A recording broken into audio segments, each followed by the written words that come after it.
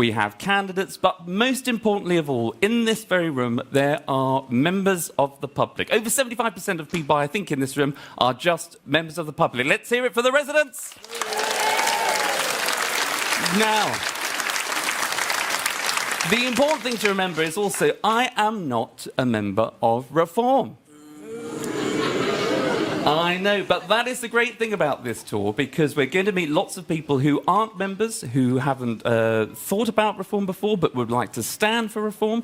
We've got people that are just interested to hear what all of our great speakers have to say. So that's what we've got in store for you tonight. But first, I just want to welcome a few people in the front row. These are candidates. These are people who are standing for Reform UK at the next local elections. And I'm just going to say hello to this lovely woman in the hat. Hello. Hello. What's your name? I'm Joanne Quirk. And where are you standing? Are you a candidate? You've been selected or signed up? No, I'm hoping to be elected for the Homesteads Stamford Hope. There we go. Round of applause for the Homesteads. And how about you, sir? What's your name? Where are you standing? My name's Councillor Sam Genet. I'm already an elected member in Basildon, but hopefully we can take back our country on May the 7th. Well, there you are. A lot of people, or a couple of people there, who I think are just hopefully advanced their career by saying that they were standing when they weren't even selected. But there you go. Best of luck for the rest of the night. So we've got candidates, I think, in the front few rows. We've now got, I think, members. Have we got any members in the house this evening? Members? Hands up here. Great, great stuff. We'll come to you, sir, if I may. Could you just stand up there? You're very young. Hi. Hello. Why are you a member of Reform UK? Because I believe it is the only way to fix this country. And what else have we got? Well, great, yes. That's where we can go forward. A lot of support there. A hand up here. Hello. Are you a member of Reform UK? Yes, I am. Are you local to Thurrock? No, I'm living in Braintree. Braintree? I'm sorry? Braintree. Oh, no, I heard. I'm just sorry. They don't get better than that, I'm afraid. That's the best we can do. And why Reform? Well, it's only Reform can fix it. No one else. The Tories, gone. Labour's, don't know about them. Twist and turn. So not for me. There you are. Well, I think that sentiment is shared in the House, is it not?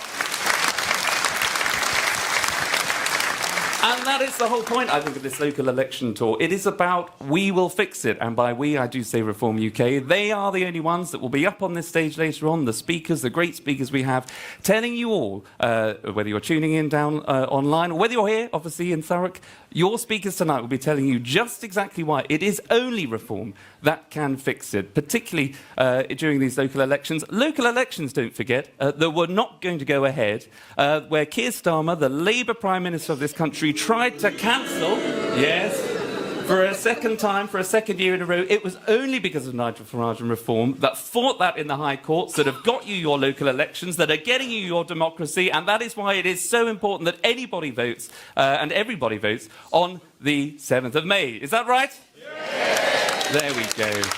Well, after that little rallying cry, we're over here. This is a stand for us, for Reform UK. We've got a couple of people here holding very jolly signs. And you are here to encourage people who haven't already thought about standing for Reform UK to do so. So why is it important that you get as many people that you can to stand? I just encourage people to think about things and make their own decisions. And the more members we get, it makes an impact and lets people know that to take us more seriously. Actually, just think about our policies and take it seriously. You're going to make your own mind up about things, but we send a good message and we're willing to talk about everything. Very good, very good. I'll just duck down to here. And Joseph, now you are looking great behind this desk. I know Joseph very well. He's on the tour. He's doing the full tour, working incredibly hard. Let me just ask you, Joseph, why is it important for people to stand? You know, to put their name or put their head above the parapet. Why do you want people to stand? And how much work is it to actually be a candidate? Well, I think it's so important for everybody to stand, particularly in areas like Essex, where we have a really, really strong chance of kicking out the Conservatives, who failed this county for many, many years. And yeah, if you want to see us, want to be part of that change, then come along, see us, and sign up at the end of the night. There we go. Thank you for too much. Yeah. Thank you to our volunteers on the stand here. Very good. Right.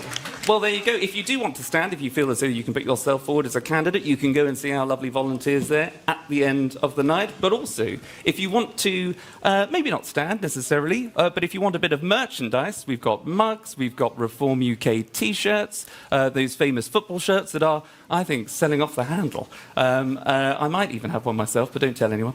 They are out at the back after the show. You can go and purchase anything that you like to put up in your fridge. But I think we're going to stop and talk to someone that I've just spotted here. Hello, a local celebrity. Aside from myself, if you don't mind me saying, it's Jodie Marsh, everybody. Hello. Hi. How are you? Very good, thank you. Do you know we have met before? Have we? We have. Where? It was about 10... Well, exactly. It was where I'm from. Where in Hertfordshire. Was it? It was... You live in where too? Oh, well, hold on. We'll come to you. We'll come to you in a second. Why are you here? Why Reform UK, Julie? Nigel is the only man that can fix our country. That's a fact. We're broken. I have... There we are.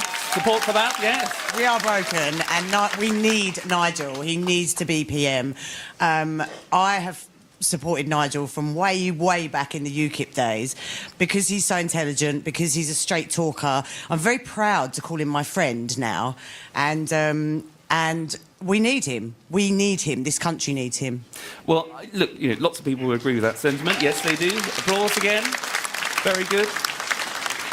What's really interesting just having this conversation with you, Jodie, is because I know you are a celebrity. I've known you for a while as well. But not many people are prepared to go out there and say that they support reform. They'll say it privately. I've met many people that say it in private, in the green rooms of TV studios and all the rest of it. They do support Nigel. They do support reform. But you've actually come out to say it, which I think is obviously a brave thing to do because in a very toxic political climate at times, that's very difficult. So why have you gone that extra mile to be so public? And how can you encourage your celebrity A-listers to do the same? Well, I've always been known for being outspoken and for being honest. What you see is what you get with me. And I never hide anything, any parts of myself. So if I love something, everybody knows about it.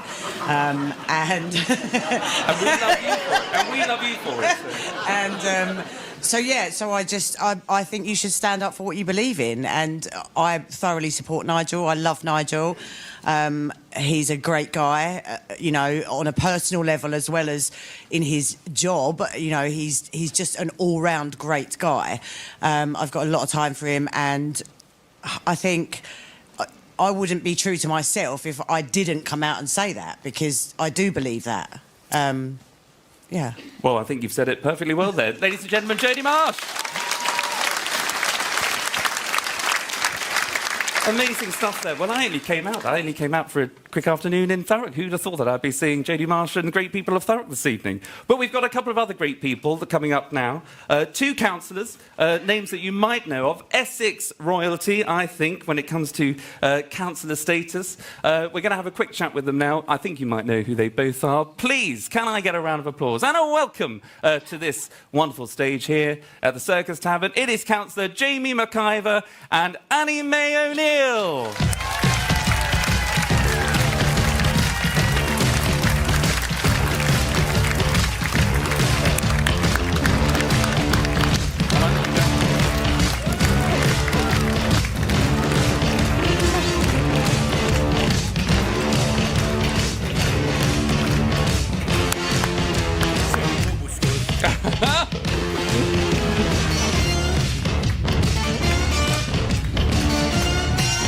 Here we go. Round of applause. Please take a seat. Annie May O'Neill, Jamie McIver. Hello. Hello. Thank you very much, and welcome to Thurrock. Thank you. Hello, everybody. Now, it won't go unnoticed that you are two younger members of Probably Reform UK and councillors. So I want to thank you, obviously, also for putting your head above the parapet and for standing where you do. Jamie, I'll start with you. You were the first Reform Essex councillor in the in the county. Is that right? That is correct. But I have a very good feeling that I won't for much longer be the one and only Reform Essex County Councillor, because I've got a funny feeling I'm going to be in some good company after May. Most definitely. Well, a lot of people in the room agree with that. And you're also, if I can say, the Director of Local Government at Reform UK HQ. So you will see all there is about local government. You'll know what needs to be fixed. You'll know where the problems are. Why is it so important that people, A, stand as candidates, but B, get involved in local government in particular? Because there are so many issues there. What do you see on a day-to-day basis that you think needs to be fixed? You're right, Charlie. And to be brutally honest with you, I am totally inspired by the hundreds of reform councillors I have. It is a privilege to work with hundreds and hundreds of patriots who are fixing their communities across the country, whether it's Lancashire, Kent, Lincolnshire. I could list all of our incredible councils. And you know what? Proof's in the pudding. Not only have we got, and by the way, everybody, have you seen the bar chart? Lowest council tax. I mean, all those idiots. A round of applause for that. All those people that said we didn't know what we were doing this time last year, we've proved them all wrong. The Tories have got egg on their faces. The Labour Party, well, the Labour Party have always had egg on their faces. But we have proven with our amazing financial plans that we've done for our councils, we've gone in, we've found the waste, we've got rid of all that duplication, we've got rid of it. Our councils in turquoise territories, when you have a reform majority-controlled council, it is efficiently run and the proof's in the pudding, but also frontline services are getting better.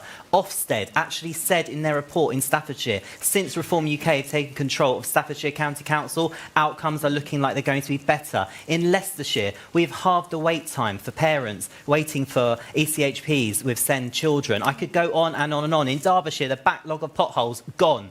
This is what we will be able to deliver in so many other more councils in May. And my message to the people of this amazing country, the county of Essex too, don't just elect a few reform councillors, elect a majority-controlled reform council and we will fix it. We will.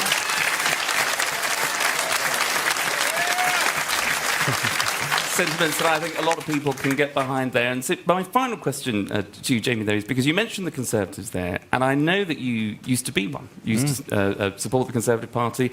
And when we have got the majority of people, as I say, in this room, who are local residents, who might have voted Tory before, that might be looking to the Reform Party today to see what is on offer, what is your message to people here who, as I say, they're not members, they're just residents? Why should they, if they voted Conservative before, why should they now turn to reform? The Tories sold a lie.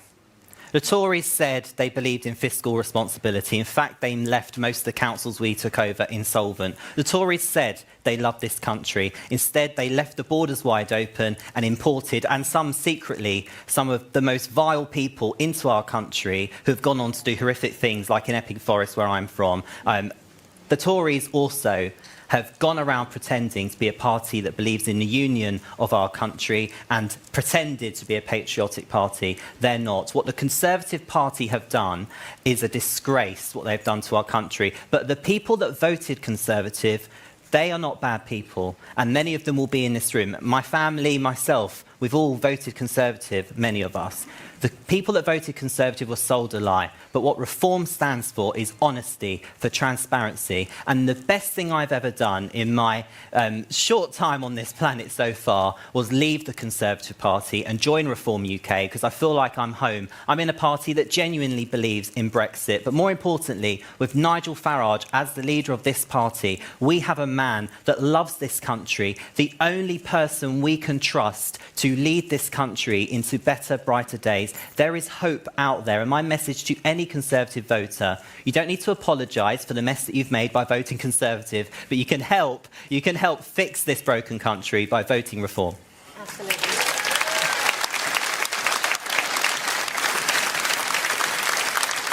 Well, sentiments I think lots of people in this room share. You talked there about Epping Forest, but there is also, which obviously has its problems that we all know about, there was another issue that many people in this room will know all too well about, and that is the Bell Hotel, which, Annie, is in your patch. You are the town councillor for Ongar, but you... I'm running as a county councillor for Epping and Faden Boys. Yes, so that's the Bell Hotel area. Can we get a round of applause for that?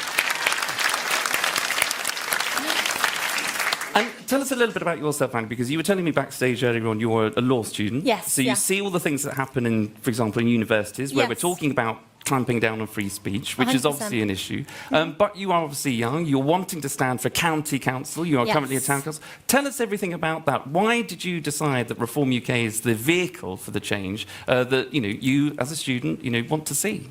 Well, I frankly had enough of apologising for being British. I found that every time I went into university, I had to back down to diversity, inclusion, making sure everyone else was welcome other than myself. And I am proud to fly my flag, and I'm glad every single person in this place here today is proud to fly that flag too.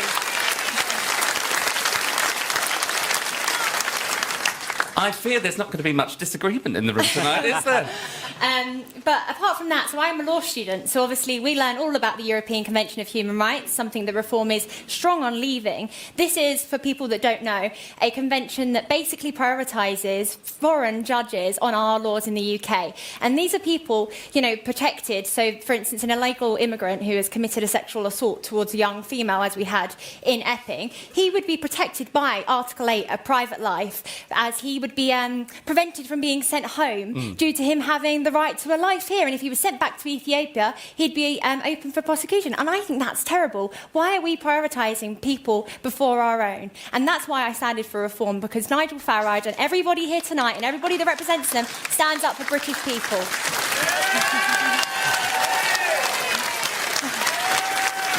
You're absolutely right. And I think you've got a few fans behind me here. I think you've got a few fans. Charlie, I must say, Sure. Annie is absolutely amazing. She's going to be a first-class county councillor. But this is a message to everybody out there not sure if they want to go canvassing yet. My mum knocked on Annie's door, canvassing in Ongar, and look who's out there. So to my message to everyone in this room that's a member, that's a candidate, go and knock on doors. Let's find some amazing people to join our party. We're just at the beginning. Yes, definitely, most 100%. I think as well, obviously younger people are more seen to be indoctrinated by the left, but I can gladly say a lot of my university friends do vote for Reform because they see the change too. We see as university students that we're being piled with left-wing indoctrination, left, right and centre, and I don't think that's right. Why are we not learning about British values in school? Why is it that we're now stopping Christmas and making it into, December breaks, or Easter's now being seen as, spring break? That's not fair, Absolutely. I think, you're absolutely right. Look, everybody in this hall seems to be supportive of what you're saying. Yes. I don't blame them at all. You two have been great. You've talked all about all kinds of things, from campaigning to standing, why it's important to get involved in local government. So thank you very much for your time. Thank you. Jamie McIver and Annie Mae O'Neill.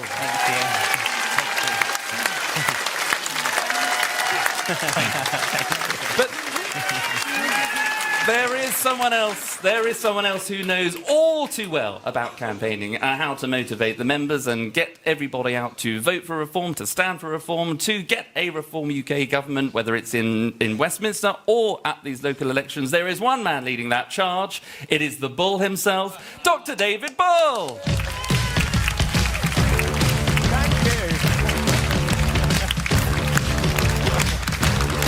Hello, good evening. Charlie, good evening. Thank you very much. We go back a very long way. I think many people know this from our Talk TV days when I got you onto Weekend Breakfast. It's been a great relationship. And can I say, ladies and gentlemen, what a great job he has done tonight, don't you think? That's very kind. Thank you. It's also true. So, David, tell us, what should people be expecting tonight? So, well, Charlie, I just want to go back a bit to say that I feel a bit like a proud parent. I've been involved with this party since 2019. Many of you know I was an MEP in Brussels. I see Michael Heaver over here. He was an MEP with me. What we did, ladies and gentlemen, is we changed the course of British history. And what you can see is the Labour government trying to go back into the orbit of Brussels. That is not what we voted for. It is unacceptable, and we are here to stop that once and for all. Let me be very clear about that.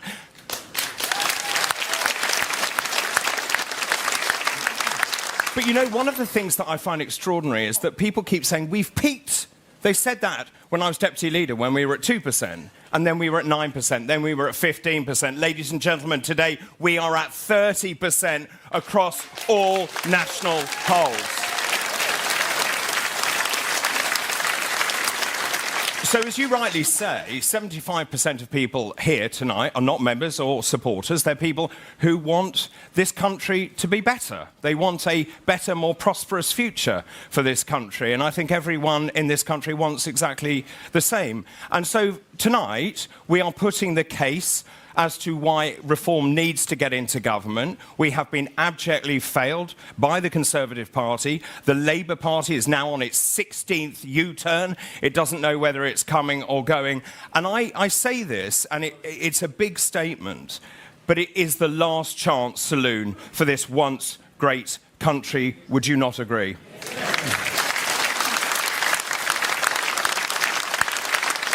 Charlie, can I just say thank you so much for what you did tonight. You were absolutely incredible. Ladies and gentlemen, Charlie Rowley.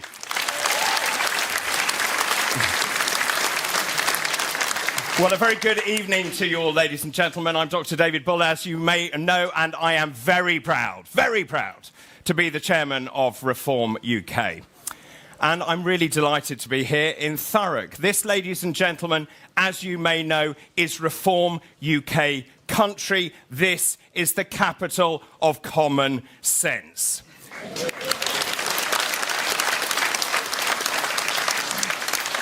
Actually, I don't think people know enough about the history of Thurrock. Humans have lived in this area since prehistoric times. The land here in Thurrock has been farmed by the Romans and also by the Anglo-Saxons.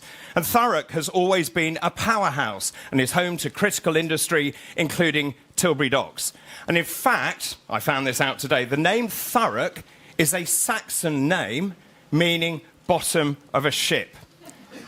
So it's clear to me that Thurrock has always had a very proud history, and let me be very clear about this. Under a Reform UK government, people here will always be at the heart of everything we at Reform UK do, and that is my pledge and promise to you.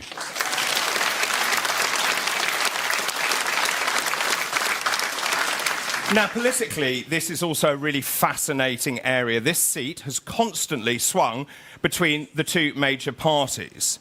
But, ladies and gentlemen, the age of two-party politics is well and truly dead. Now, the latest polling here in Thurrock shows Reform UK, I told you the national was 30%. Reform UK here in Thurrock is on, wait for this, a walloping 43%.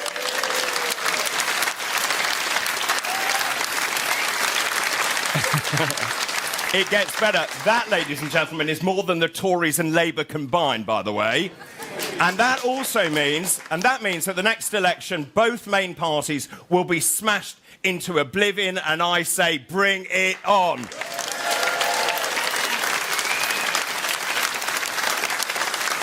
So let's go back to tonight. It's so good to see so many of you here on a Wednesday. Some of you here tonight are supporters of the party. Some of you are members, but many of you, and I know this, have never had an affiliation with a political party. Some of you refuse to vote because you know you will be ignored, and I don't blame you. 72% of people in this area voted to leave the European Union. And the establishment, what did they do? They fought against you, and they continue to fight against you. They do not care what people like you think, and that is why they all need to be booted out of office right now, today, and I think you'll agree with that as well.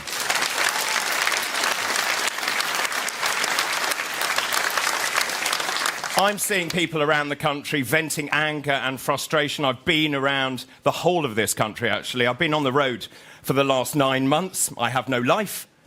I have seen over 7,000 people. People just like you. From Burnley to Sunderland, Penrith to Hull, from Wigan to Ipswich, Walsall to Aberdeen, and Llandudno to Preston. Now, across the country, and it doesn't really matter where I go, the message could not be clearer. This current government is the worst any of us have ever seen in our lifetimes, and I suggest that is a very low bar. Now, this government, I think it's also fair to say, is directionless, it's rudderless, it's devoid of principles, policies, it lacks any kind of coherence. And successive governments, both Tory, by the way, and Labour, promised to control immigration. They lied. They both of them promised your taxes wouldn't rise. They also lied. And they both promised the economy was safe in their hands. Guess what? They lied. And I've been thinking a great deal about this. Why is that? Why is that? And great countries like the United Kingdom need a great leader. What do we have? Keir Starmer. He is a failed human rights lawyer who prefers Davos to Devon. He is a man who languishes with a net approval rating of -47. In fact, actually today, his approval rating is so bad that at this point, the taxman, rail replacement buses and even the BBC are far more popular than the Prime Minister.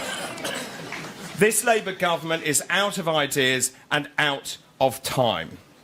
They have absolutely no idea what they are doing. I mentioned this earlier, they're now on their 16th U-turn. They've trashed our economy and they've kicked businesses, particularly SMEs, small, medium enterprises, where it hurts. They've launched full frontal attacks on our farmers, on our industrial base, our pubs, people who work really, really hard. And worst of all for me as a medic, they have kicked our pensioners. And that is unacceptable. They have also...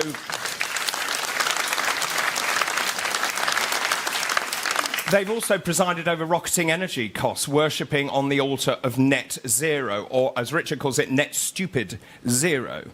And in a really, really unstable world, they're giving away sovereign British territory, running down our armed forces and cozying up to China. It's embarrassing, it's unacceptable, and it is utter madness. Would you not agree?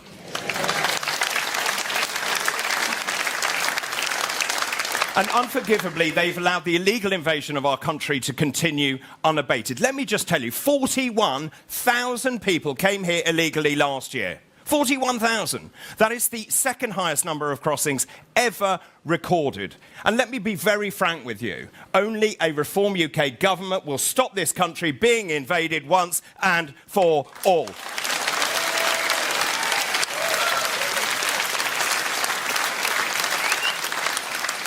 But you see, here's the problem. The government knows it is in deep trouble, and it's lashing out now, accusing Reform UK of wanting to privatise the NHS. You've heard it. You hear it all the time, don't you? Well, I'm a medical doctor. I'm also the person who wrote the policy on health. And let me tell you, it's a blatant lie. It smacks of desperation. And I want to be really clear for our candidates, for our councillors, for all of you who leave here tonight. Under a Reform UK government, the NHS will remain free at the point of need.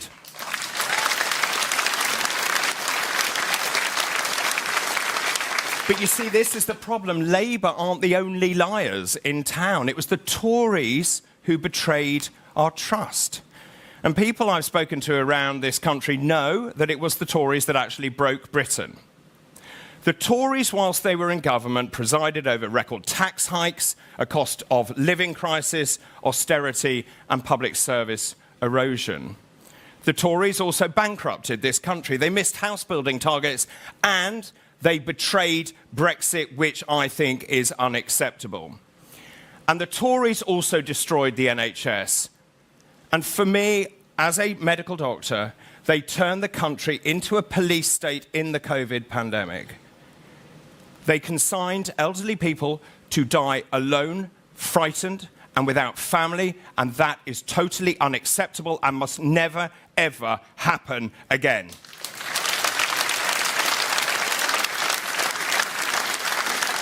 It was the Tories, by the way, who were responsible for an open-door immigration policy. They let in nearly 150,000 illegal migrants, and under Boris Johnson, they allowed 3.8 million unskilled migrants legally into this country, and half of them will never work.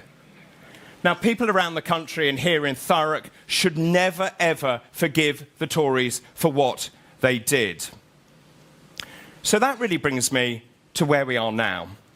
I passionately believe, as you heard from Jamie as well earlier, that Reform UK is the last chance for this country.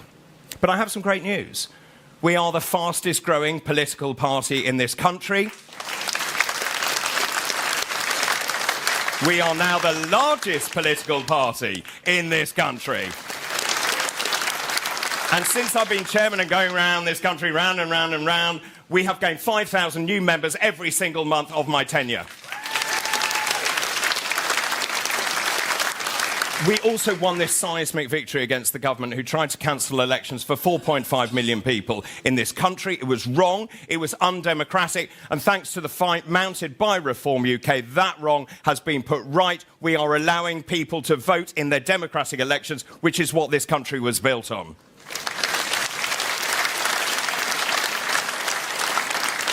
We now have 8 members of parliament. I count them every single week. I keep getting more.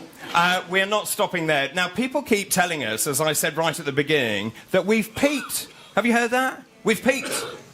They told me that when we were at 2%. They told me that at 9% when I was deputy leader. And now, as I said, we're at 30% and growing every single week. It is utter fantasy. And just to give you some proof of that, we have led the last 250 opinion polls.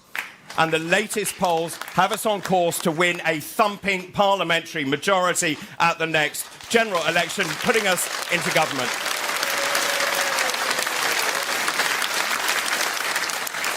So the great news, a Reform UK government led by Nigel Farage himself. But there's some sad news. We would kick out big Labour figures. We would have to say goodbye to Angela Rayner. Yeah. Angela, you're gone. We would also have to say goodbye to Rachel Reeves. I know. Very sad. And my favourite of all, we'd have to say goodbye to Mad Ed Miliband. You're out.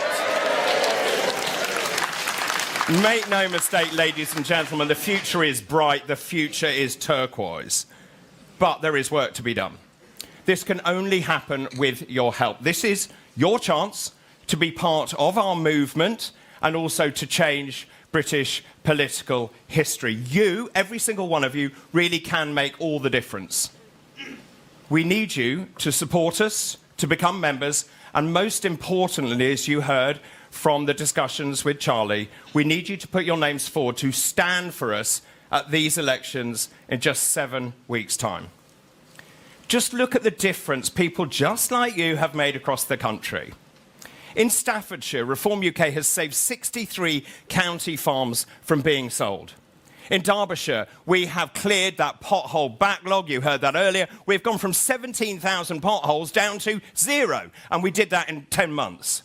And in West Northamptonshire, we served notice on all 3 asylum hotels in that area. And under a Reform UK government, every single asylum hotel will close permanently.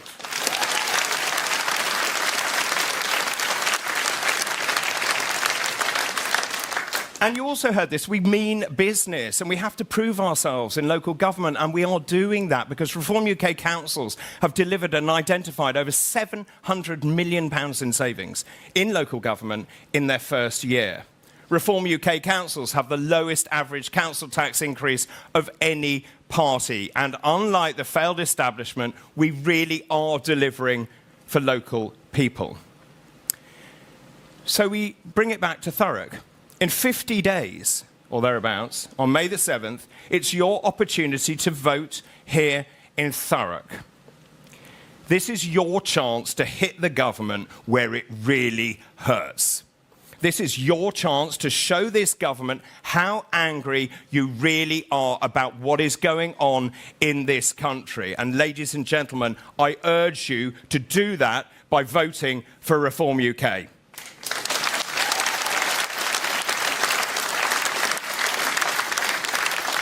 Well, that brings me nicely to our first speaker tonight. He's a man who burst onto the political scene in the run-up to the last general election. He was actually my predecessor as chairman of Reform UK. He played a pivotal role in the party's huge success at last year's local elections. He is now Reform UK's Shadow Home Secretary. But before we meet him, let's see him in action. We have all the momentum in British politics, and we are just getting started. Working people in Britain feel betrayed. They see the nation and the culture that we love being robbed from underneath them. 1 in every 25 people in Britain today arrived in the last 5 years. Britain has been overwhelmed by immigration, both legal and illegal. We will secure our borders. We will deport people who are in this country illegally. We will keep British people safe. Nigel Farage, as our Prime Minister, will make Britain poised, proud, prosperous and powerful. And we will leave a Britain for our children of which we can be proud. Thank you very much, Reform UK.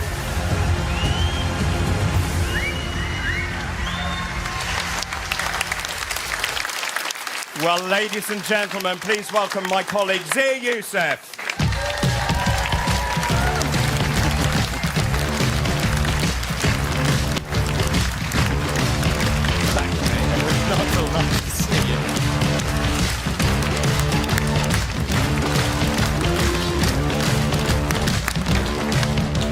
Hello, Reform UK and Thurrock.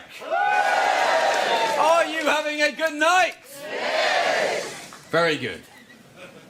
Well, I want to start by taking a moment to appreciate you. Appreciate what we have achieved together. Think back to the 3rd of June 2024. It was a quite lovely summer morning and Nigel Farage tweeted that he was about to make an emergency announcement. He stood before the nation's media and announced his candidacy to be the Member of Parliament for Clacton-on-Sea. And he announced that he would return to lead Reform UK. Back then, the bookies gave him a mere 30% chance of becoming the next MP for Clacton. Fast forward to today, look around you. Look what we have achieved together. Reform has hundreds of thousands of members. We built almost 500 branches across this great country. We made history, sweeping the board in the local elections last May, and now have almost 1,000 Reform councillors. We've led 250 national polls in a row. And ladies and gentlemen, Nigel Farage is the bookmakers' favourite to be the next Prime Minister of the United Kingdom.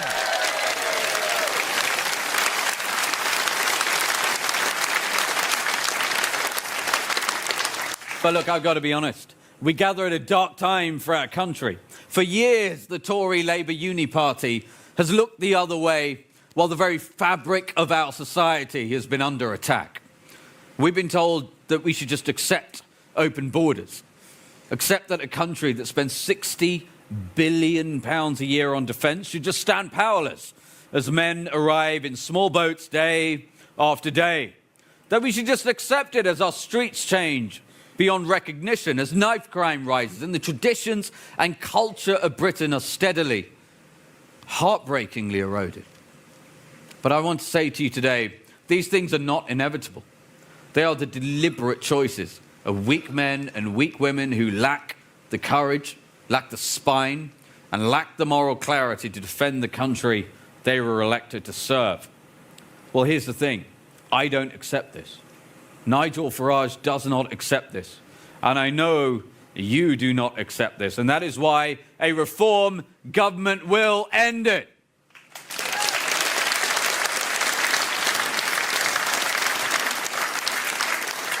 Look, we all know it's time to dispatch the political class. We know how hopeless Starmer and Labour are, but it was the Tories that ravaged this country. They promised to cut immigration in 4 consecutive manifestos. And what did they do instead? They shipped in 12 million people and built just 482 prison places and left the country with fewer hospital beds. They took back control of our borders and then threw them open. The Boris wave of millions of migrants from non-EU countries, 80% of whom came on non-work visas, will cost the British people over £100 billion in the years to come. They smuggled in tens of thousands of Afghans at a cost of tens of billions and took out a super injunction to hide it from us. This was the greatest betrayal of the British people in our lifetimes. The Tories deserve eternal infamy and extinction. And make no mistake, that is exactly what we will deliver them.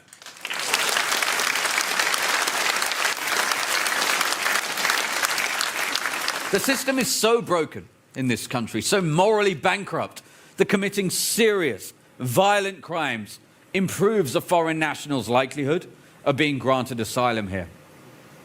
I want to say that again. Committing brutal crimes against British people makes it easier for migrants to stay in Britain. Now look, there are countless examples of this. A Zimbabwean paedophile jailed for horrific child sex offences was allowed to stay because judges cited Article 3 of the ECHR. They argued he would face hostility in his home country as a gay man. An Albanian drug lord jailed for running an illicit drugs factory avoided deportation after judges ruled under Article 8 of the ECHR that kicking him out would deprive his daughter of a male role model. Think about the moral sickness of that decision. A convicted drug kingpin held up as an essential protected role model by British judges. Then there was a Ugandan gang member who clubbed a man to death in the back of an ambulance, a man who received a life sentence for murder, a man who successfully won the right to stay in Britain to protect his mental health. His lawyers successfully used Article 3 of the ECHR to argue it would be inhumane to send him back to a country with poorer mental health facilities than the NHS.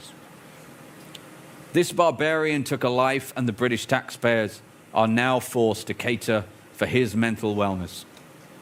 How many more British people must die at the hands of those who should never have been in our country in the first place? I want to promise you this. When Nigel Farage becomes our Prime Minister, gone will be the days when your rights are trampled in service of foreign citizens. Never again will British people be second-class citizens in their own country. Under a reform government, His Majesty's Parliament will be sovereign and the rights of the great British people will reign supreme.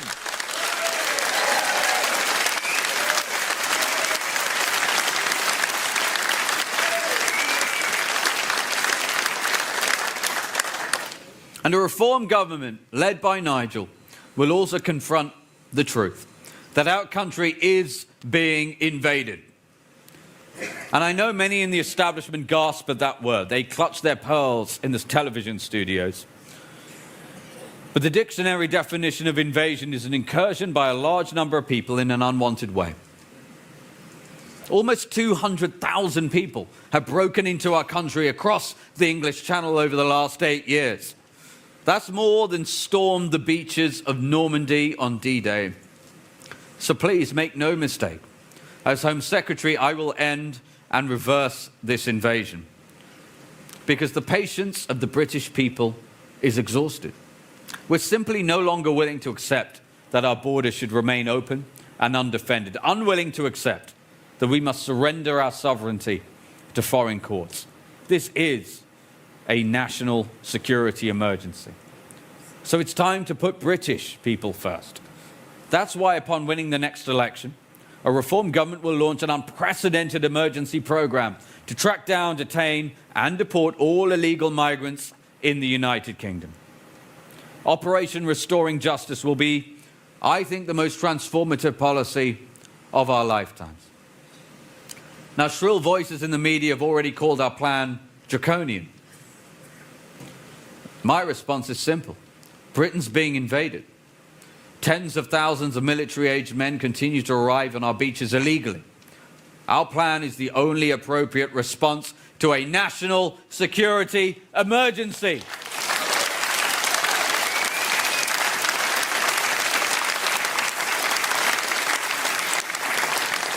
And we will immediately stop those boats coming by sending a crystal clear message that being in our country illegally now has an ironclad consequence: immediate detention and removal.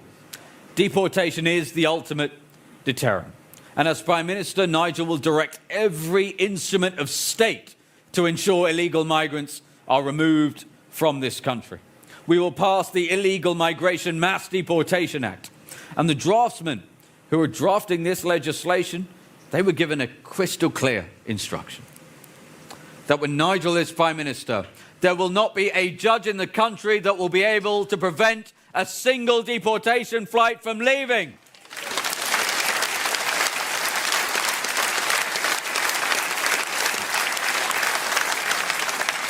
We will create a legal obligation for the Home Secretary to deport all those in this country illegally and disapply every international treaty that is used to keep illegal migrants in this country.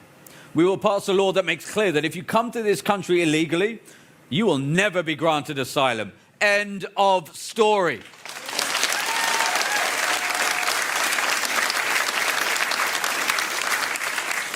We're going to create a new agency, UK Deportation Command, and they will have one mission, to relentlessly track down, detain and deport all those in this country illegally.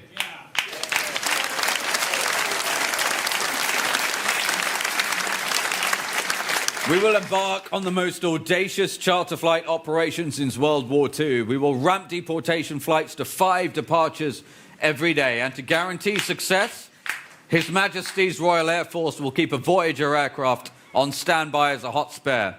So even if a plane has mechanical issues, flights will not be stopped. Deportations will not be delayed.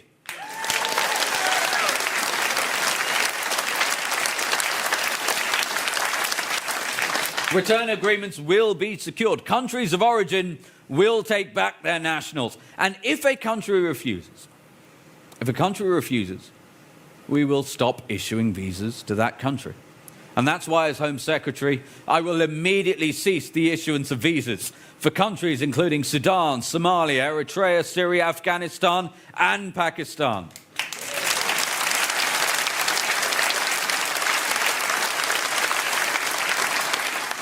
Because this is about the very soul of our nation. For centuries, Britain has proudly been a high-trust culture. British people looked out for their neighbours. They respected the law, not out of fear, but out of a shared sense of civic duty. But as untold numbers from low-trust cultures with entirely different values have imported into our country, that precious, fragile trust is breaking down. Look at the indignities we now face. Northamptonshire police had to give a presentation to illegal migrants, who were, by the way, sitting comfortably in a taxpayer-funded hotel, having to explain to grown men that women have equal rights to men in Britain. That presentation, delivered by the police, implored the illegal migrants to only walk on the pavement and warned them that human rights exist in this country. They had to inform them that committing crimes may affect their asylum applications. May affect their asylum applications. The fact that any of this is necessary is a national outrage. It tragically encapsulates the stupidity of allowing people into this country whose values are fundamentally and, yes, sometimes violently at odds with ours. Reform values the traditions that built this nation, and we will never apologize for our history. We'll defend our culture, because a nation without a culture is not a nation. It's just an economic zone, a shopping mall with a flag waiting to be exploited. And that's why we will protect the Christian heritage of Britain.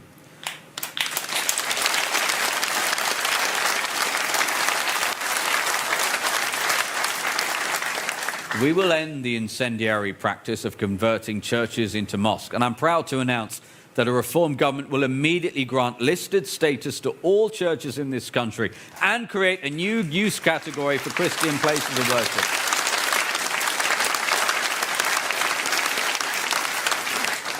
And we're going to ensure that these historic pillars of our communities can never be converted into places of worship for any other faith.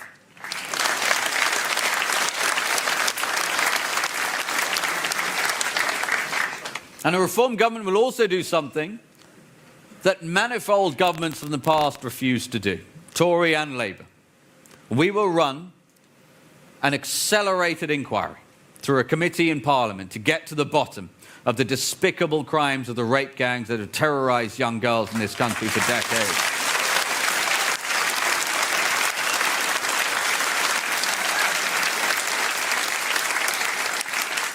And you'd better believe we will leave no stone unturned to ensure justice for the victims and their families. We will ensure that the demonic perpetrators and the officials who enabled them are brought to justice and are made to pay a heavy price for their crimes.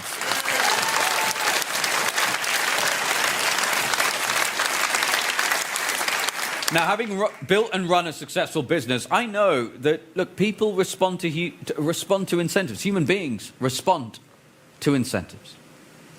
And for too long, witless politicians have created the incentive for people to come to Britain and take advantage of the goodwill of the lovely British people. British taxpayer funds should be spent exclusively for the benefit of British people. The British welfare state should be available exclusively for the British people. And it is a slap in the face to every working man and woman in this country that British taxpayers have been forced to spend £15 billion in universal credit welfare payments to foreign households in the last 18 months alone. Just think of the state-of-the-art hospitals that money could have built. The thousands of police it could have put on our streets. The tax cuts it could have delivered you, British families. Well, we will stop this hemorrhage of our national wealth. A reform government will immediately terminate welfare payments to foreign nationals.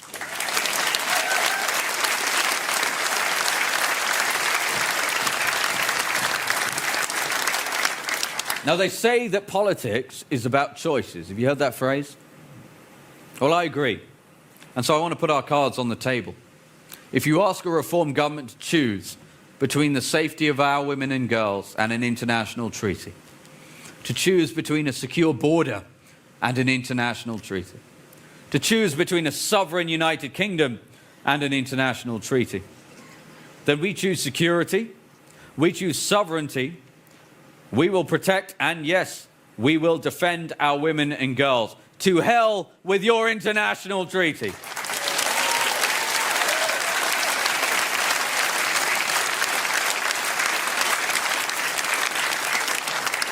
And I want to close by saying thank you to all of you. We have already made history together. We've already defied the odds together, defeated many enemies together.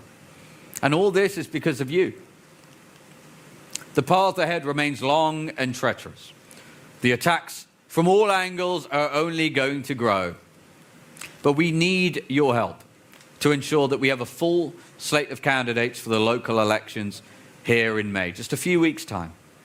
And this is your chance to join us in the cockpit, to chart a course with us to save our country. So if you're interested, please see one of our team as you leave tonight. And I want to promise you this: if we stay the course, if we stick together, if we find it in ourselves to rise and master this moment, then we will sweep the board again in May, win the next general election, and together we will change the course of British history. Thank you very much, everyone. Thank you. Thank you.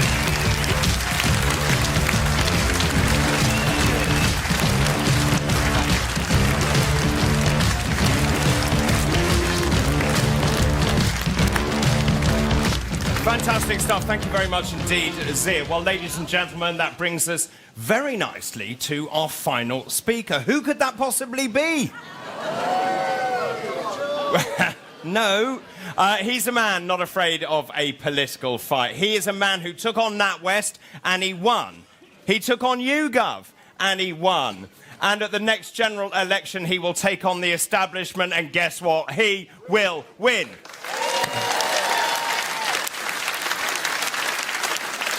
Soon, ladies and gentlemen, he will make British history when he becomes the next British Prime Minister.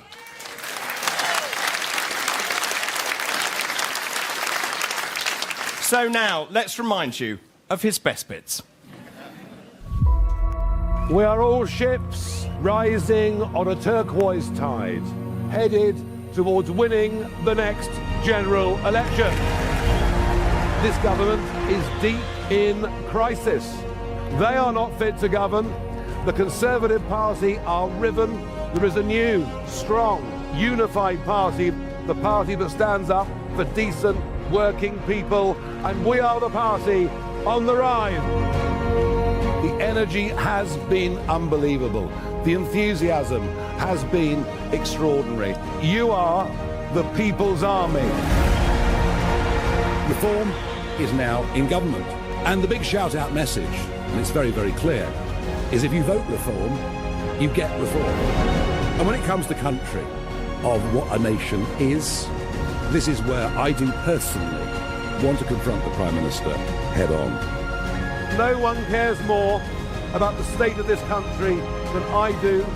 There is nobody more determined than me. But I tell you what, folks, that was just the beginning. Thank you very much indeed.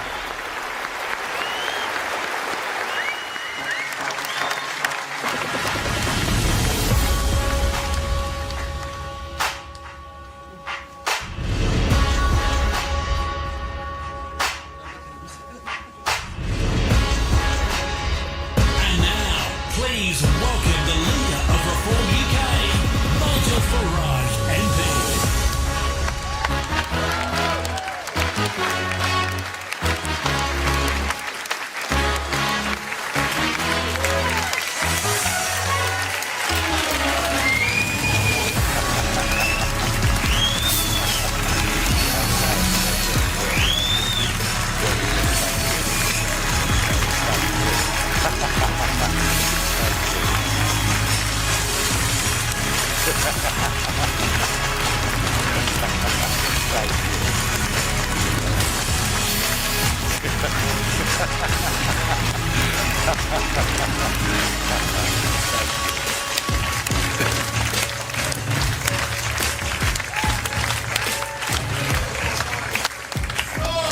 Good evening, Thurrock!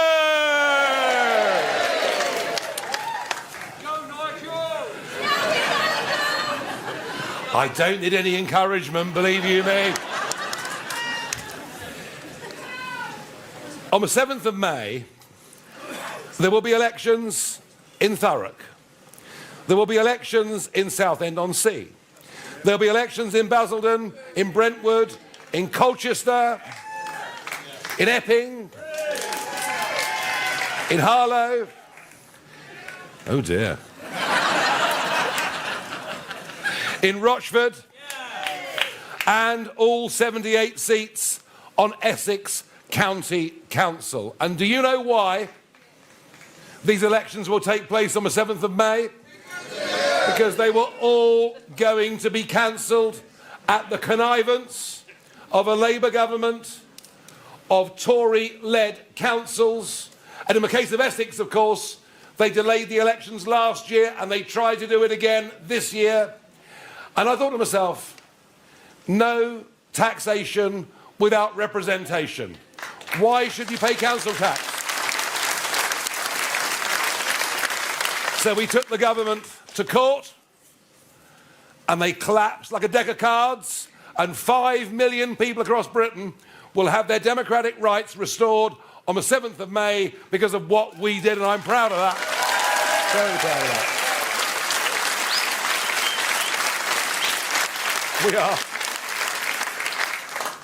We have had, over the last few years, simply the worst set of leaders we've ever had in the history of these islands.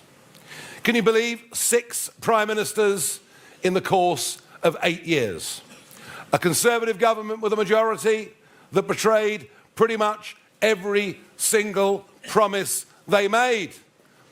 And if you thought that was bad,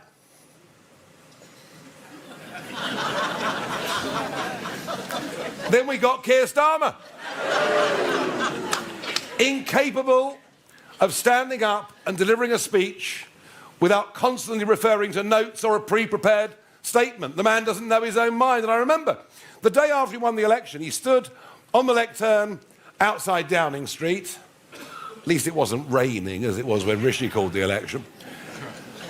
And he kept looking down at his notes.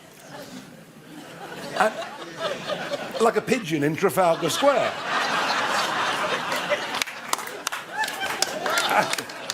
I'm going to keep doing that, I like that. In a 9-minute speech, he looked at his notes 158 times. Literally, the man is not a leader, he's a follower, and I believe he is the least patriotic Prime Minister we have ever had in the history of our island.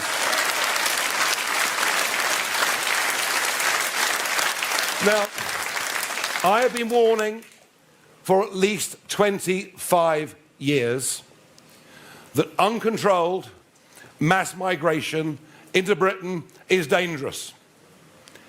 That if people don't assimilate and don't become part of our communities, I've always believed we were stirring up problems for the future. Well, now we're here. Have a look at this short clip. This is what happened in Trafalgar Square on Monday.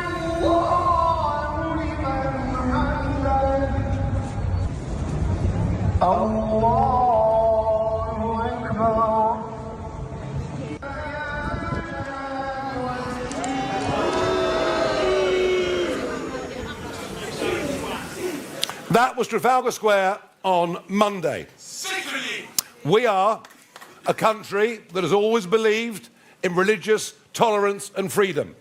You can think of communities that have come and settled here, the Jewish community, who have their own private observance, but integrate with the rest of us in their everyday, normal lives. We've always been tolerant. Always been tolerant. What you just witnessed there is banned in the United Arab Emirates and many other parts of the Muslim Far East and North Africa. We still haven't prescribed the Muslim Brotherhood, which many of the Arab states do, and still the murderous Iranian IRGC, who are currently launching rockets all over the Middle East, including at British RAF bases, have still not been prescribed. What we witnessed on Monday in London, in the historic Trafalgar Square, in a country that was based and built on Judeo-Christian values, because that's at the bottom of everything this country's ever been. What we witnessed there was a group of people headed up by the ghastly Sadiq Khan,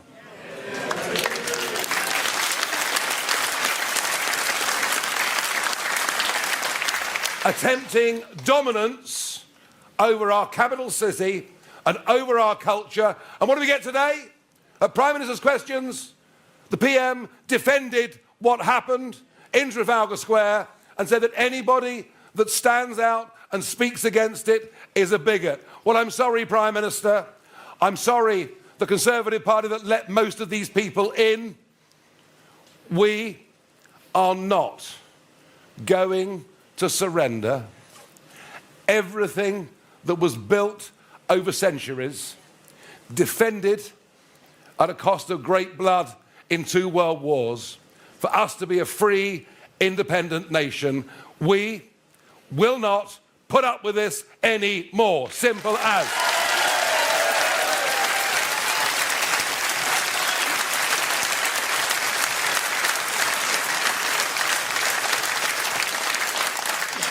And just to realise how bad things have got, the strength of these islands was built on the Royal Navy. Edward VIII cut down the entire New Forest to build it. And now, 18 days after an RAF base, which is sovereign British territory in Cyprus, with our men and women stationed there, 18 days after it came under attack from Iranian rockets, well, the Greeks sent a naval vessel to support us. Even the French sent a naval vessel to support us. 18 days later, one Royal Navy Type 45 has made it as far as Gibraltar. This is utter humiliation on the world stage. We have rendered ourselves utterly defenceless. Our Prime Minister has managed to fall out with the American President. All right, he might not always be the easiest person. He's a friend of mine, but we've managed to fall out with the Americans, without whom we are literally rendered defenceless. We have been badly led. This country is going down the drain. You know it. I know it. The vast majority of people out there know it. And that is why 20 months ago, I came out of pretty comfortable semi-retirement to come back into politics and to fight back, because I believe there is a silent majority of people in this country who still value and regard the values that they understood as they grew up, and who are prepared. I hope enough of you are prepared to stand up, to fight for what is right, and to win back the integrity and decency for which this country has always been known.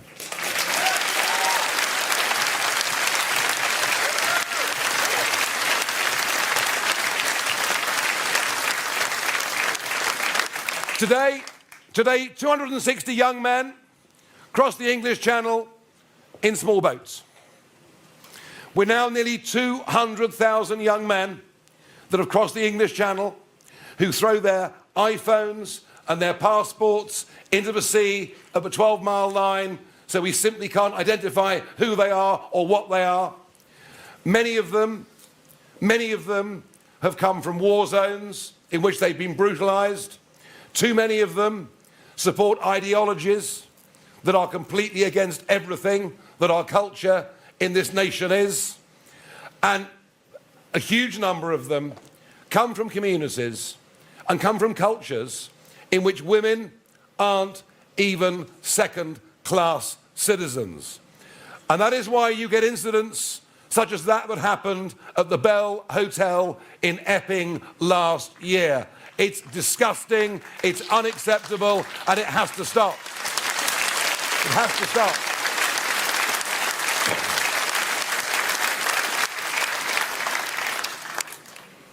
Let me make it clear, under a reform government, if you come into this country, or you have come into this country illegally, we will, by leaving the ECHR, which prevents this from happening, if you come here illegally, or you are here illegally, under a reform government, you will be deported, full stop.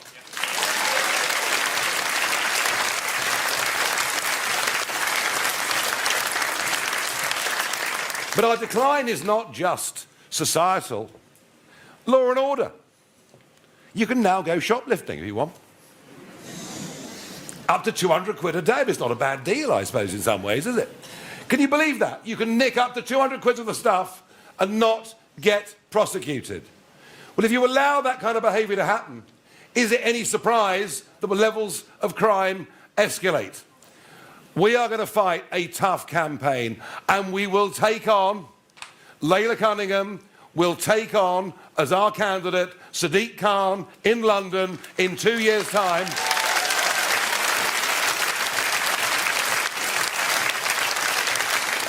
On a law and order ticket. We've got to get back the safety of our streets. A capital city in which men don't dare wear watches anymore, in which women can't wear jewellery, is simply not acceptable. But we also have financial problems. Our growth figures for the last 9 months have been just above zero. We are getting poorer. And those figures are only marginally up because mass migration makes the size of the economy bigger. Wealth per individual has fallen over the last 2 years. Bills have gone up, and you all know it. And let me just tell you this. We as a party are on the side of Alarm Clock Britain. We're on the side of people who get up in the morning, who go to work, who pay their taxes, and see their neighbours get up at midday, get a bit of Deliveroo in, smoke dope for the afternoon. And frankly, it is just not acceptable that vast numbers of people of working age who could and should be working are being signed off on the sick. Do you know you can actually get signed off with mild anxiety? I have mild anxiety every single morning.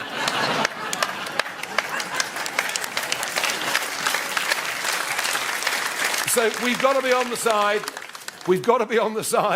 of working people. And we've got to be on the side of small businesses. 5.7 million of them. And what do we do? What do we do? We put their corporation tax up. The Tories did it by 30%. We now are making even the self-employed file online tax returns 4 times a year. We've increased the minimum wage for young people to a level where more and more young people are now not employed. And we've absolutely hit them with employers' national insurance. It is the private sector that are bearing the cost of all of this, whilst the public sector bears none of the pain. And I know that here in Thurrock and across this county, it is full of hard-working men and women, many of whom have got their own businesses, many of whom act as sole traders. Believe you me, we are on your side, not on the side of those who choose not to work and through the massive, massive bills we're facing are frankly bankrupting the country. If you work, we're on your side, I promise you.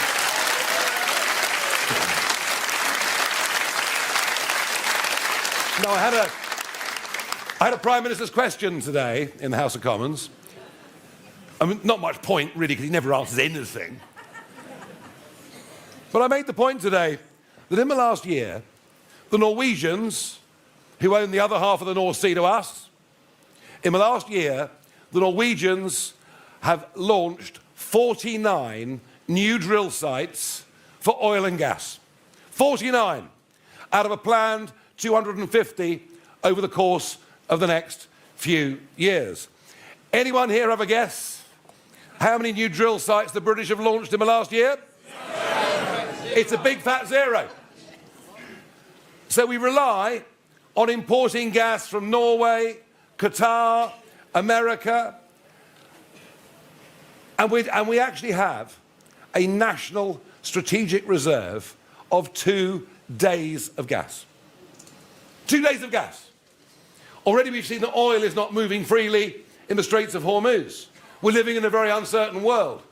So I said to the Prime Minister, wouldn't it make more sense, rather than importing gas and importing oil, wouldn't it make more sense to produce our own oil, our own gas, to be self-sufficient, to create thousands, maybe tens of thousands of well-paid jobs, to get more tax revenue for the Exchequer, and to bring down the price of energy for every domestic household in Britain? Answer, I got none. Because they've all given up on God. They all now believe in global warming. And that somehow a country that produces less than 1% of global CO2 is somehow, by committing economic harry-carry, by having the most expensive energy prices in the world, as we witness deindustrialization of our steel plants, our cement works, our chemical plants, our refineries, all these jobs going off to other parts of the world. And it makes no difference, because all we're exporting is CO2 emissions. Because the steel gets made in India and the product shipped back to us. Net zero has put fortunes on your domestic energy bills. Net zero is deindustrializing Britain. The net zero policy is making no difference at all to global climate change, and we will scrap all false subsidies for net zero on your bills.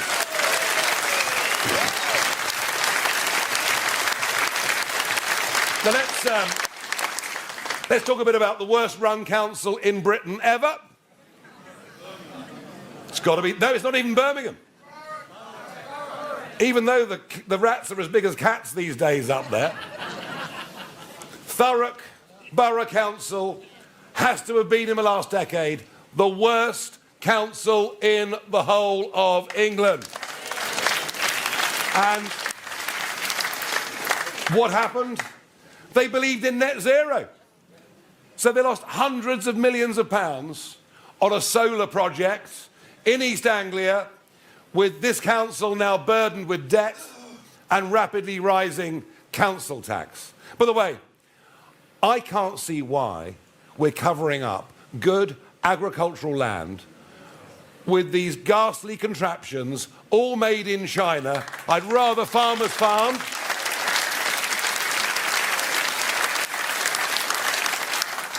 So Thurrock Borough Council is up. There are 57 council seats up for grabs. If we win this council seat, 7th of May, keep up with the main party, come on.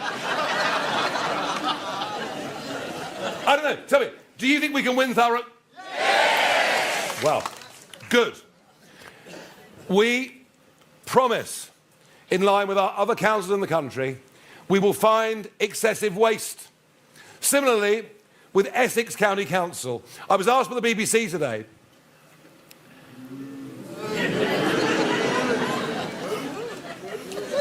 I suspect GB News is more popular here than the BBC.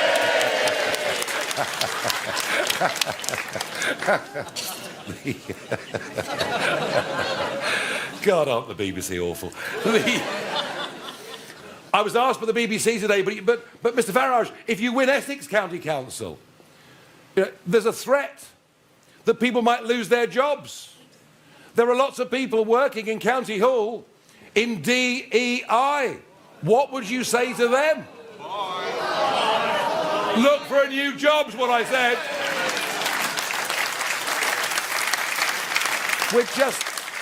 We're just not going to have that. We believe in meritocracy.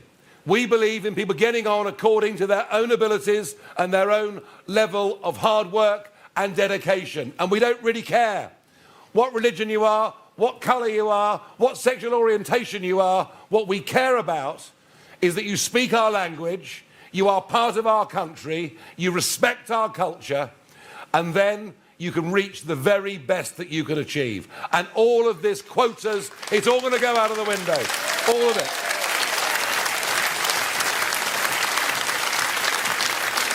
Now, this is a big push. Essex is a big push. Thurrock is a big push. And Essex, of course, is very important for the Conservative Party because among the MPs they have here, of course, there is the leader, Kemi Badenoch. Yeah, I know, it doesn't register, does it? No, but it doesn't register. It's very interesting. Priti Patel, James Cleverly from Braintree. I can't work it out, but there we are. Rising star Alex Berger, John Whittingdale, former cabinet minister. Essex is really the bedrock of the shadow cabinet. If we beat the Conservatives and win Essex County Council, people will see and will know that Reform genuinely has the momentum to go on and to win the next general election.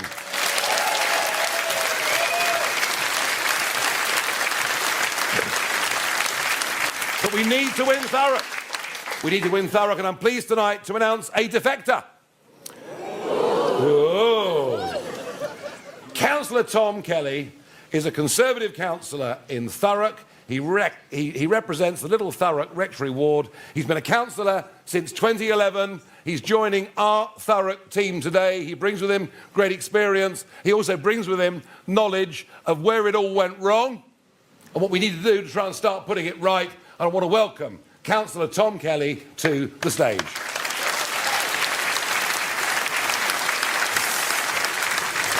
Cheers, Nigel. Thanks so much. Thank you for the opportunity.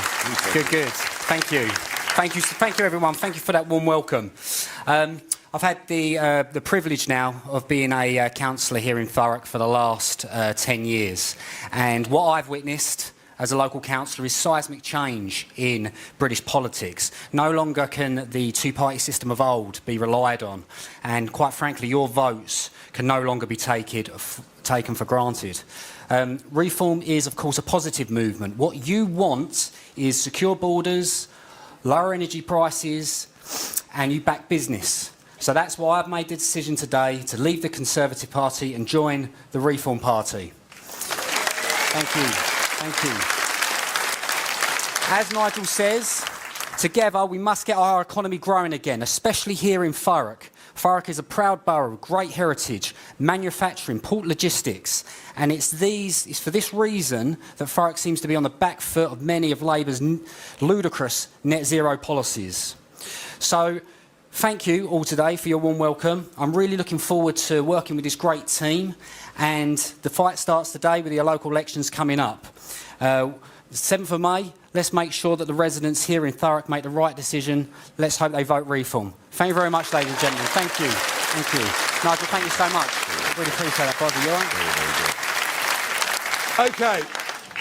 I am making a huge sacrifice. I don't need to do this, but I'm doing it because I want to put my country back on track. And all over the country, on May the 7th, thousands and thousands of ordinary folk will put their heads over the parapet and stand for reform in those elections. Our membership is now the biggest of any party in the country. We are building a people's army, but we need to build it more, we need to build it bigger, we need to build it stronger. Whilst we do have a full slate of candidates here in Thurrock, any of you that put your names there at the back, we might need a reserve or two, you just never know. But I would urge those of you in the audience, the vast majority of you who are not members of our party, you've come along, I guess because you're curious, or in the case of quite a few here, used to work with me in the city a few years ago. Well, I say work, I mean... wasn't much happened after lunch back in the 80s, but never mind. But I would say to all of you, if you've come along tonight, you've seen who we are, what we're fighting for, what we're trying to achieve, just how important this is. Otherwise, what kind of future? What kind of future will it be like in 2 or 3 generations' time if we don't arrest this surrender to values that have nothing to do with our country? We've got to stand up and fight. We really have.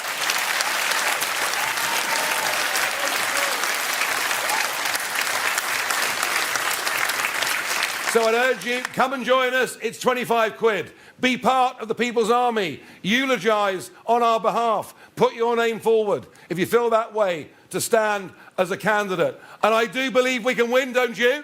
Yes. Good. Well, I'm going to ask to be joined on the stage now by those people, those brave men and women who've put their names forward to be candidates for this party in Thurrock. If you please come and join me. And good for all of them.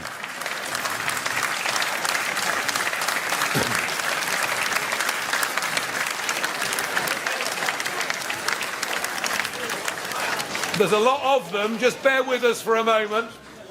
And bear in mind what's happening here has never happened before in the history of British politics. A two-party system that has been in place since the end of the First World War, that no one ever thought could be broken. And our intention is to break it. And folks, I think we are breaking it, don't you? Yes. And you know why? The reason we're doing it, the reason it's working, just get on with it. The reason it's working is there's one 4-letter word, and it's hope.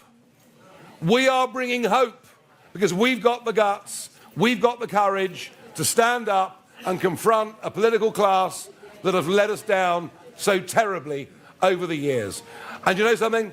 I'll finish with this. Come on, stop nattering, just get on with it. We may represent the last chance this country has got to get itself back on track. If we don't succeed, this place could be like the third world within 10 or 15 years. And I know that's a very, very strong statement, but folks, I believe that absolutely in my heart. I believe the stakes could not be higher for everything this country has ever been and everything we aspire it to be, not just for today, but for those that come after us. And whilst we like to have a laugh and a joke and a bit of fun, this is deadly serious. You all know it, don't you? You all know it in your hearts. This is deadly serious. So whatever you can do to help these men and women, whatever you can do to help me in this run-up to May the 7th, in our attempt to completely rewrite the political history of our country, would be greatly, greatly appreciated. Thank you for coming tonight and filling the Circus Tavern. Thank you. Come back. Yeah, that's right. Right on him. There you go. Well, thank you all. Give it up. Great win. Right, Kat.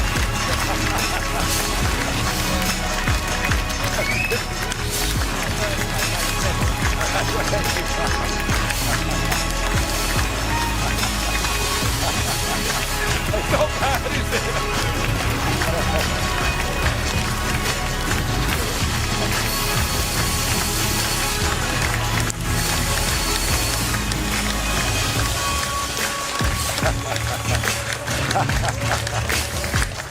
There you are. It was worth being a candidate, wasn't it? Thank you, everybody!